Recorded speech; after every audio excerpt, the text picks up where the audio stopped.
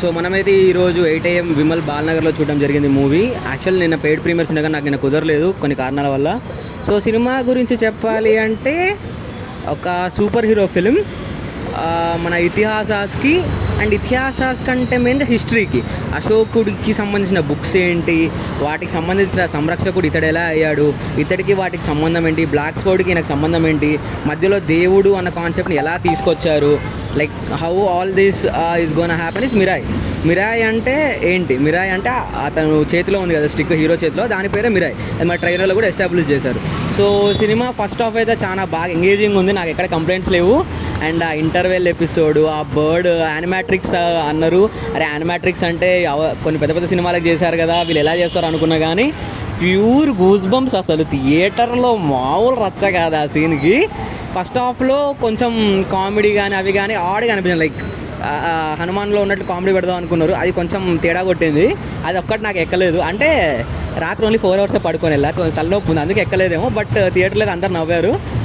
Second half వచ్చేసరికి అసలు second half కూడా full on action, full on VFX, అసలు క్లైమాక్స్, ఆ రాముడి షాట్, అది స్టార్టింగ్లో ప్రభాస్ వాయిస్, ఏవో చిన్న చిన్న బొక్కలు వెతకొచ్చు కానీ అసలు విఎఫ్ఎక్స్ మాత్రం సారీ పీపుల్ మీడియా ఫ్యాక్టరీ పిచ్చి పిచ్చిగా తిట్టుకున్నాం మిమ్మల్ని అప్పట్లో. చాలా బాగుంది విఎఫ్ఎక్స్ పరంగా కానీ. అసలు main hero of the film Manchu Manoj కానీ, కార్తిక్ ఘట్టమనేని కానీ, తేజ సజ్జా కానీ కాదు. నన్ను అడిగితే main hero of the film is Gaurahari. అసలు హనుమాన్లో రాముడు కనిపించినప్పుడు రఘుకుల దళపతి బీజం కొట్టాడు కదా, ఇక్కడ దానికి మించి కొట్టాడు. అసలు నాకు అర్థం కాదు, ఆయనకి రాముడు పేరు చెప్పిన పునకం వచ్చేస్తుంది, అలా కొట్టాడు. అసలు పీక్ మ్యూజిక్.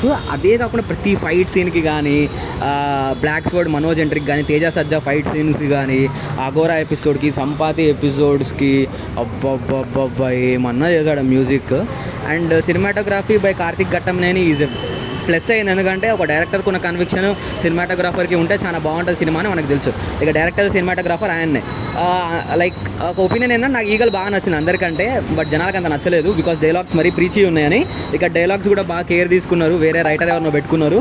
నాకైతే ఓవరాల్గా సినిమా నచ్చింది. ఇంకోసారి వెళ్తాను నేను, మళ్ళీ వెళ్తే ప్రసాద్ లార్జ్ స్క్రీన్లో. మీరు కానీ కుదిరితే మంచి సౌండ్ సిస్టమ్ ఉన్న థియేటర్లో చూడండి. చిన్న ఫ్లాస్ ఏమన్నా మరీ భూతద్దం వెతికి దొరకొచ్చు తప్ప నెరేటివ్ వైజ్గా, స్టోరీ వైజ్గా, బీజిఎం వైజ్గా, విఎఫ్ఎక్స్ వైజ్గా, యాక్టింగ్ వైజ్గా లైక్ చాలా బాగుంది. ఏదో పోస్ట్ క్రెడిట్ సీన్ ఉందంటే నేను చూడలేదు, మీరు కంపల్సరీ చూడండి. సినిమాలో రాముడి చిన్న పాత్ర ఉంటుంది, అది కూడా చాలా బాగా చేశారు. ఆ పోస్ట్ క్రెడిట్ సీన్ నేను మిస్ అయ్యాను, మీరు మిస్ అవ్వకండి. That's it for the review guys. So చూస్తూనే ఉండండి. మన ఛానల్ మననే ఒక 100K వీడియో కూడా కొట్టింది. Thanks to you, thanks to everyone. So ఇలాంటి మరింత కంటెంట్ కోసం సబ్స్క్రైబ్ చేస్తుండండి. కిష్కిందపురి రివ్యూ అన్నీ బాగుంటాయి. ఈరోజు రాత్రి లేకుంటే రేపు పొద్దున కల్లా దింపేద్దాం. That's it guys, love you all, bye by.